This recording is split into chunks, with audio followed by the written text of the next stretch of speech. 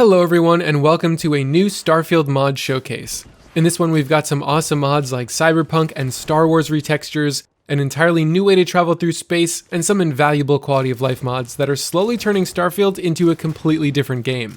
A handful of today's mods require an additional mod called Starfield Script Extender. It's useful for some of the newer, more complex mods that are being developed, so I'll link it in the description and mention when it or other additional mods are required.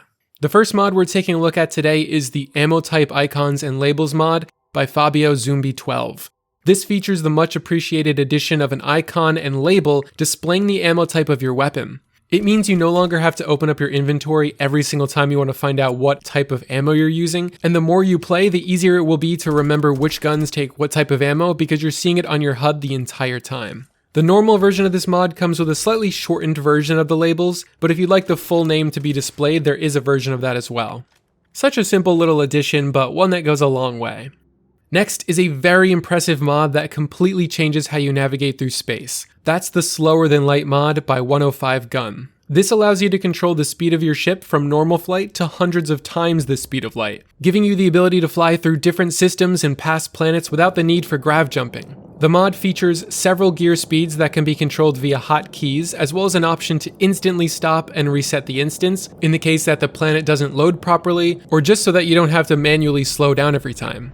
As the creator puts it, the implementation is rather crude, and you'll definitely experience some weird stuff like the view of your ship in third person when you're moving fast enough, and it's not a mod to make your life easier or anything. It's totally just for the cool factor and for the immersion of flying through space. With Slower Than Light, it starts to feel like you're playing No Man's Sky, and I think having the option to play like this is amazing. The mod does require two additional mods to work properly. Those are the Starfield Script Extender and the Console Output to File, both of which are linked in the description. I can't wait for the creation kit to launch because I bet these mods are going to be way more refined and eventually are probably going to become proper parts of the game. Next, I've got a mashup of two great texture mods that turn the Mantis armor set into the Star Wars Mandalorian Armor Set. I took the helmet and jetpack from user Radical Clown Friend and combined it with the spacesuit from Xerath. Together, it makes what I think is the best Mandalorian outfit that you can currently get. Basically, you download both mods, and then you'll delete the helmet and booster pack files that come with Xerath's mod, so you can actually run both at the same time. The helmet and jetpack mesh from Radical Clown Friend is actually just a mod ported from Fortnite, which kind of explains why it looks so good. To push the role-playing a little bit further, I would also recommend downloading the Star Wars Bounty Hunter Jetpack Sounds by Jedi Knights. This super simple mod will replace all of the booster pack sounds with Boba Fett's jetpack sound, which when added onto the Mandalorian skin is just perfect.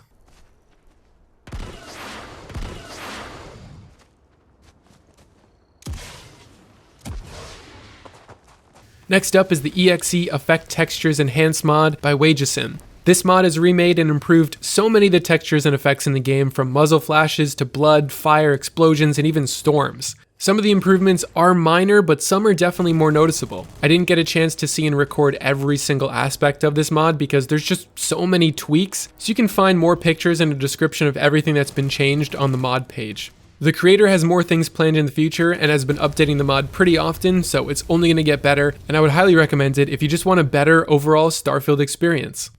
Then we have StarUI HUD. You might remember StarUI Inventory from one of my previous videos. That one makes the inventory a lot more compact and easier to use. Well, user M8R98A4FR is back again to overhaul the entire user interface experience. In its default state, you'll immediately notice the difference between the vanilla and the StarUI HUD, with the tag labels, icons, and item lists all being reworked. By default, things like the different colors actually indicate different things. Like red means you'd be stealing the item, and green means you'd be entering a loading screen to a new area. This mod also features different crosshair and watch settings, allowing you to customize different aspects of them, as well as a new widget called the Loot-O-Meter. This displays a bar below your crosshair that fills up based on the value and mass of the item. This is a super easy way to immediately decide whether or not something is worth picking up, which makes looting that much easier. All of these widgets can be resized, moved, recolored, or even disabled if you'd like to, which makes this easily one of the best UI overhauls I've seen yet.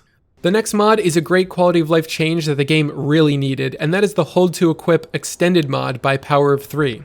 It pretty much does exactly what it sounds like, using the power of Starfield Script Extender, which is required for this. It enables the Hold to Equipped prompt for food, books, ingredients, and most importantly, weapons. Instead of having to open your inventory and manually equip a book or weapon, you can do it instantly now from just holding down the interaction button. It kind of just slightly modernizes the gameplay because it avoids some of that stop and go and stop again cycle that comes with Bethesda games and, constantly opening your inventory to look at stuff or equip stuff, which some of you might be used to and don't really mind that much, but for me, this is essential. Next is a simple retexture of the Wakizashi melee weapon, turning it into Cyberpunk's 2077 errata katana, and this was done by user Bonepunk. With Cyberpunk getting so much love lately, it's awesome to see this brought into Starfield, and it definitely brings some of that Night City energy to Neon. You can choose to replace either the Wakizashi or the Tanto melee weapons. I went with the former in this video, and I just think it looks really neat, especially at night. Another awesome cosmetic mod that we're talking about today is Realistic Lightsabers by Katana. At the time of recording this, it includes 15 different lightsabers, a bunch of different colors, and even dual blade sabers like Darth Maul's, complete with sound effects. Currently, the lightsabers replace the Rescue Axe, which is what I was using in this video, and the Wakizashi sword. So just make sure if you're getting the Cyberpunk mod from earlier to choose different weapons so the mods won't conflict. These lightsabers look pretty good in third person and in first person, and they work perfectly combined with some of the Force-like powers you unlock later in the game. Always happy to see more Star Wars mods get added, and this one is definitely worth picking up.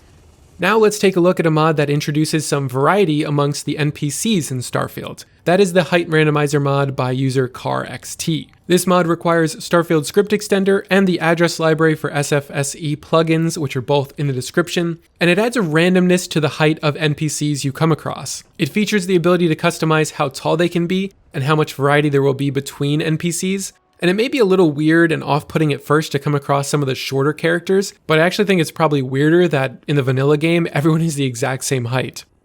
Because there are just so many mods coming out for this game, I wanted to be able to mention some mods that I didn't get the chance to try out myself, but that I've heard really good things about. First on the honorable mentions list is the Stealth Overhaul mod by Ixion17. This overhauls several different aspects of NPC detection and stealth gameplay so that it's much more forgiving but without making it too easy. It mainly focuses on reducing the sound-based detection in the game, which apparently is a large part of why vanilla stealth can be so unfun. But it also adjusts things like the view cone detection radius to give you a better chance at sneaking up on someone.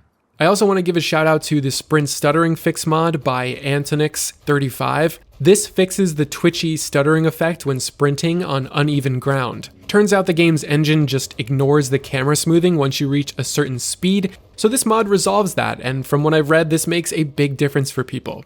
It does require Starfield Script Extender, so just keep that in mind. A few videos ago, I covered the Compact Menus mod for inventory and shipbuilding, and recently we just got 3 new additions to that collection, which include the Compact Build menu, Compact Crafting menu, and Compact Crew menu, all of them by user Stentorius. With the addition of these 3 new mods, pretty much all the menus in the game are now much easier to read, more compact, and easier to navigate. And lastly, Stentorius also has a mod called Clean Reflex Sight Lenses, which removes the dirt, glare, and greenish tint from all of the reflex sights in the game. If you're a big reflex sight enjoyer, this is a pretty essential mod you should definitely consider picking up because it's a huge improvement over the vanilla look. And that does it for today's video, another Starfield mod showcase in the books. Thank you for watching, everyone, and if you could leave a like and a comment on this video, that would be greatly appreciated.